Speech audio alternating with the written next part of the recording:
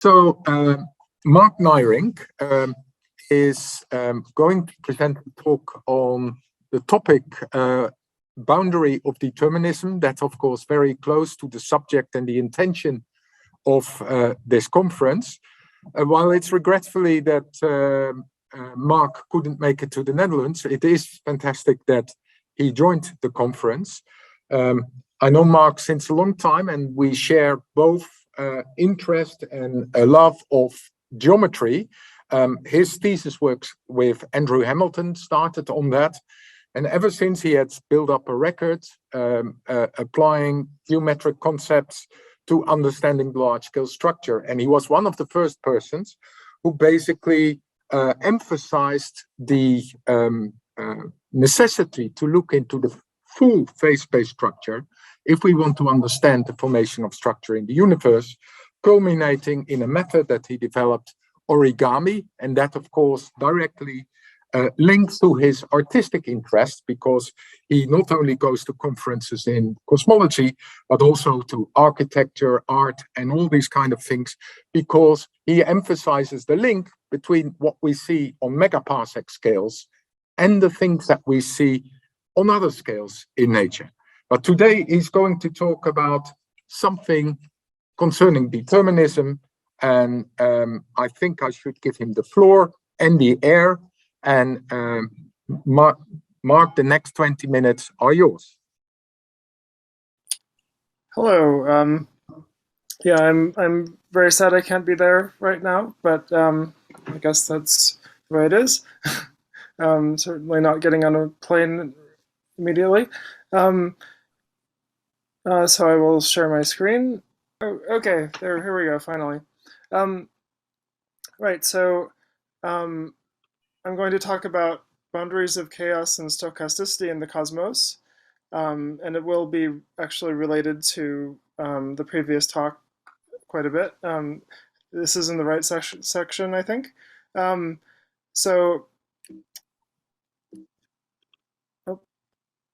Okay, so I'm going to start with a question that is, I think, related to some other talks in this and topics in this conference. What on earth was encoded in the initial conditions of the universe? So was life encoded in the initial conditions? Was this very presentation? I would kind of guess not, but I think it's, but it's not totally. It becomes somewhat not obvious at one point. What about the COVID pandemic?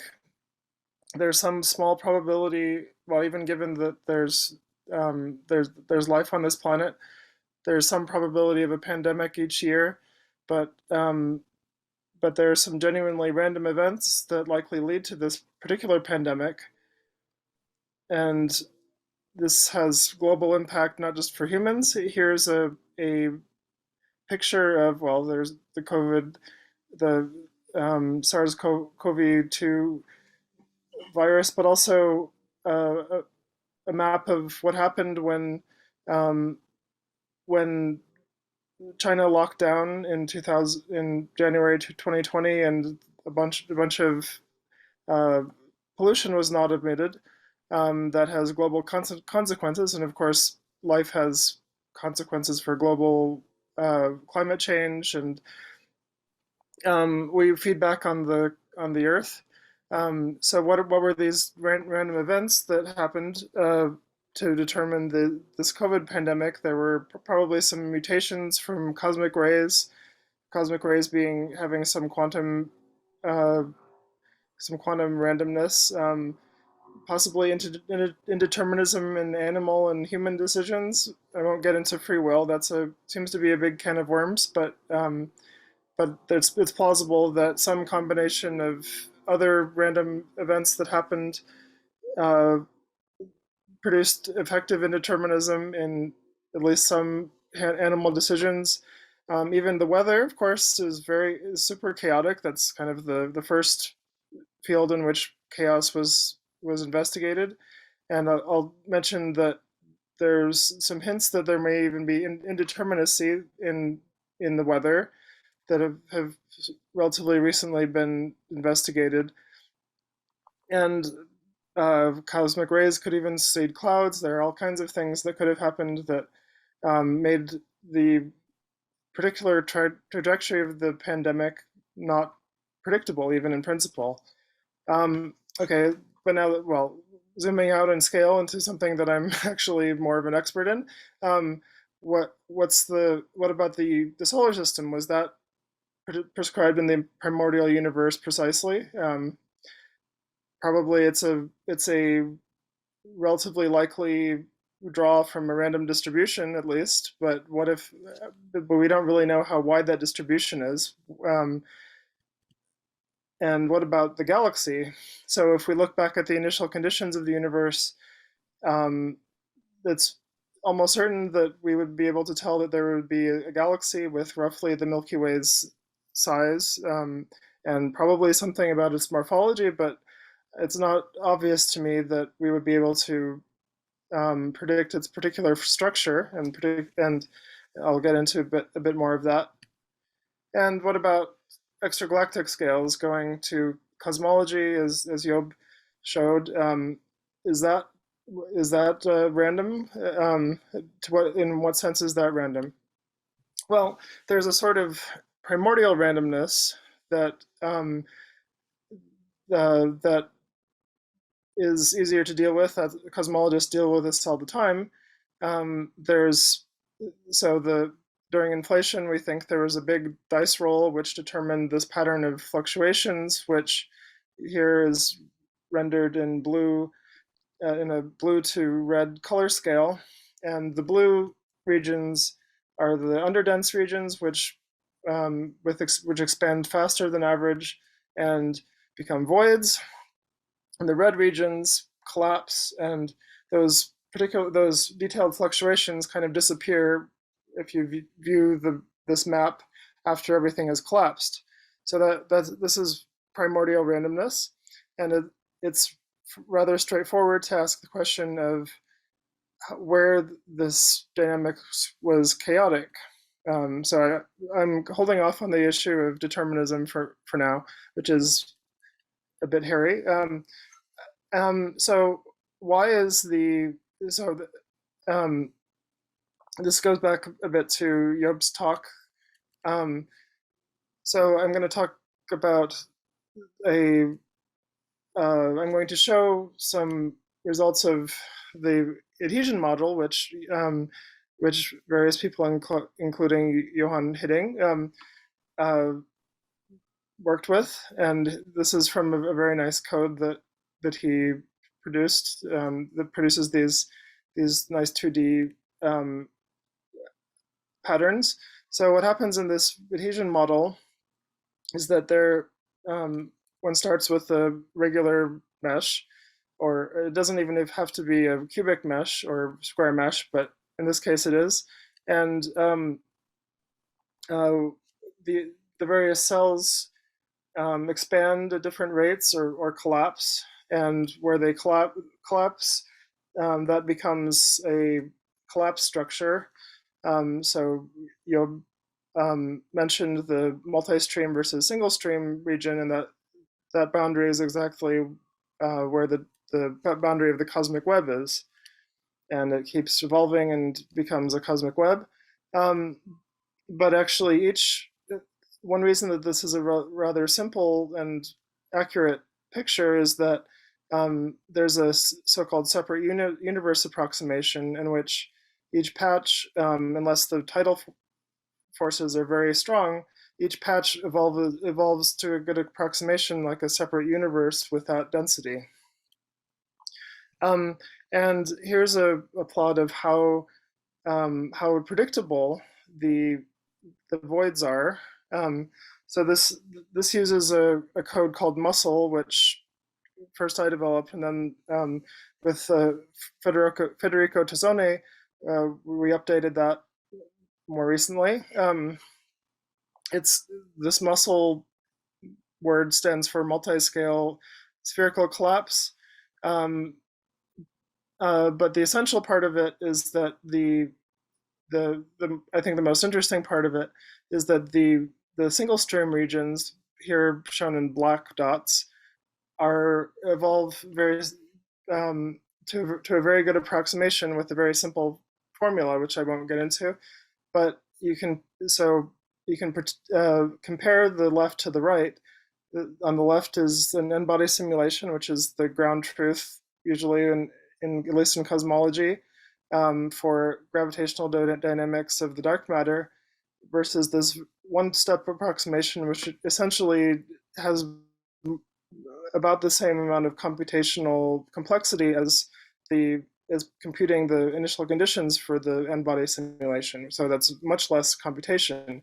And you can see that the black dots are predicted pretty well. I mean, not perfectly, but there are some fine details that are kind of surprisingly the same in both panels.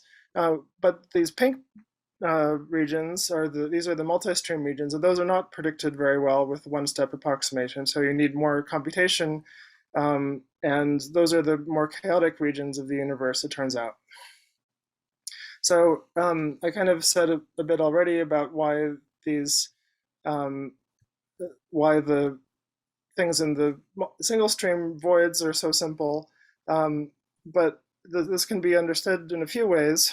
One is that well, in astrophysics, we often talk about the amount of chaos or complexity going in terms of a crossing time or a dynamical time. Well, there isn't a crossing or dynamical time if you don't have any crossing. That's what a single stream region means. And so you don't get a process which amplifies small fluctuations. These are regions where the so-called dark matter sheet, which is shown rendered in this picture here, where that sheet stretches but doesn't crumple together and become complex in some way.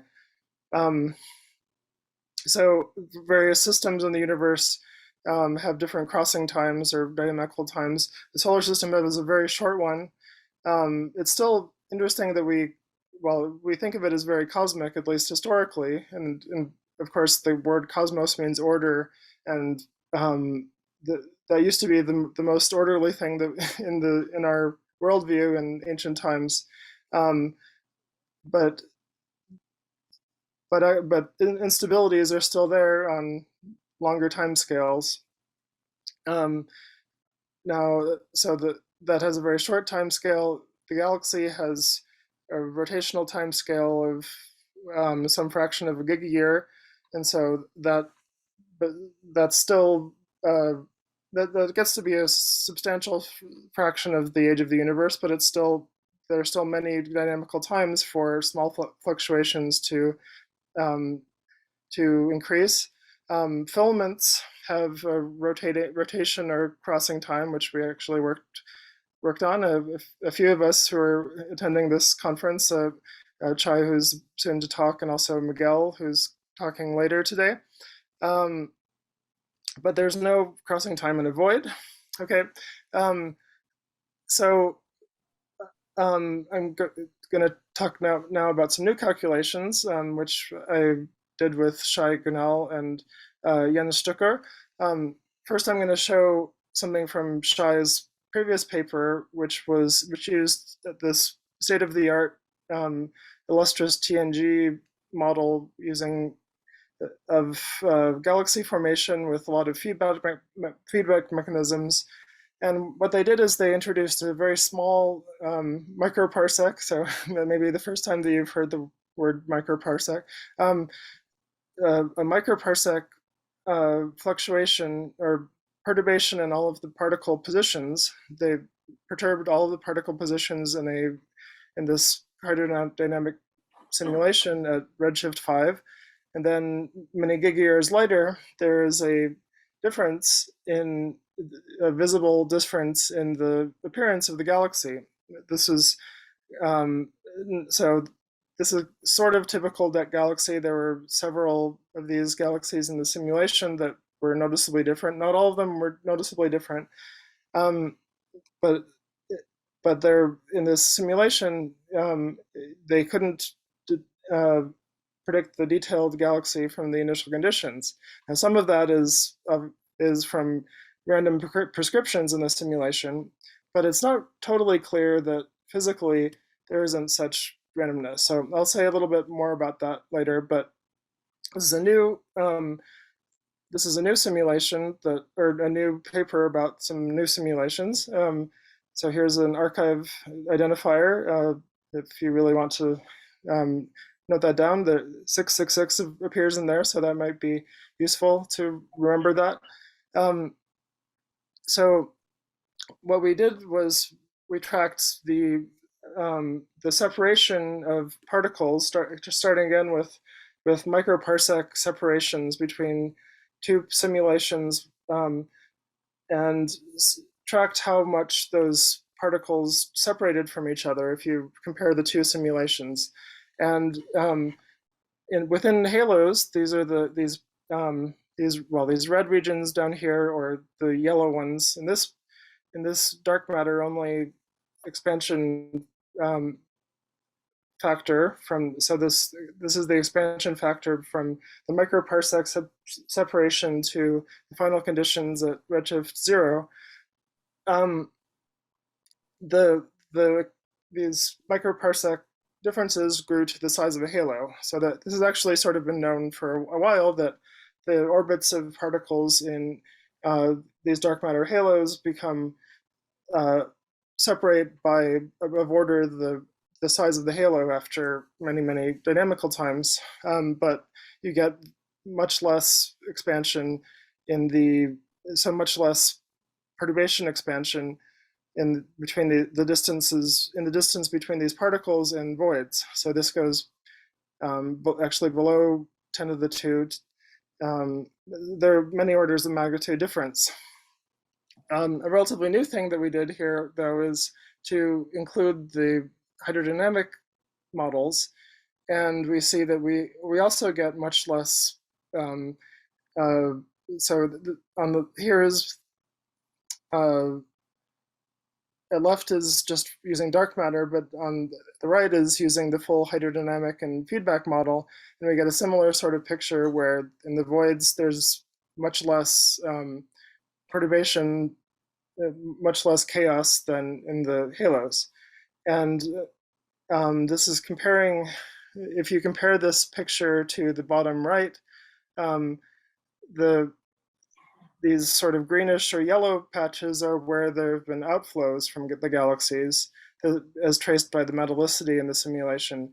And there isn't a clear sign that where there's more metallicity, there's more chaos in the lower density region. So it seems that even though there can be outflows in the baryonics, the baryonic gas, the dark matter remains relatively unperturbed in the areas around these, in the low density regions, in the voids, in the walls, and to a lesser extent in the filaments. And it is a pretty large factor of like 1 million that separates the amount of growth of these separations between particles.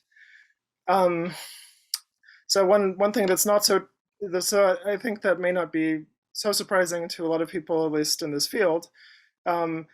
It's not as obvious what happens in the walls and the filaments.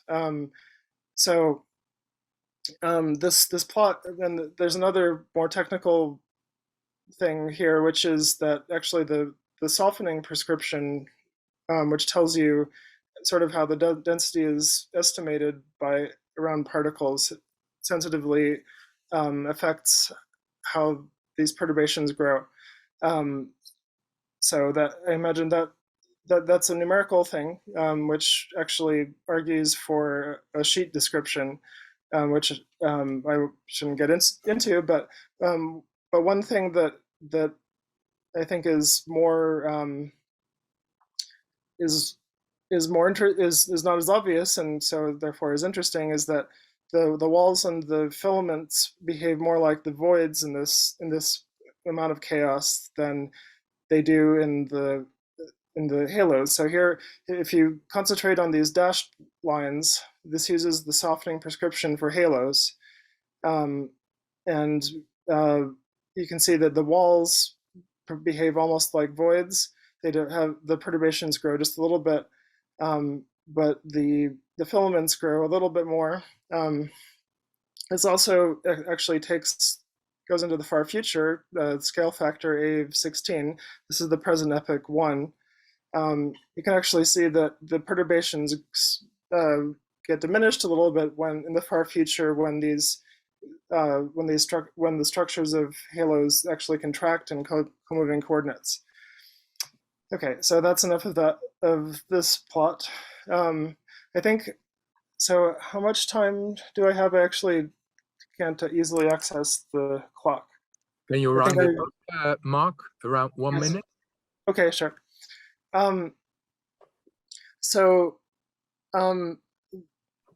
So there's a question of how much physical stochasticity there is actually.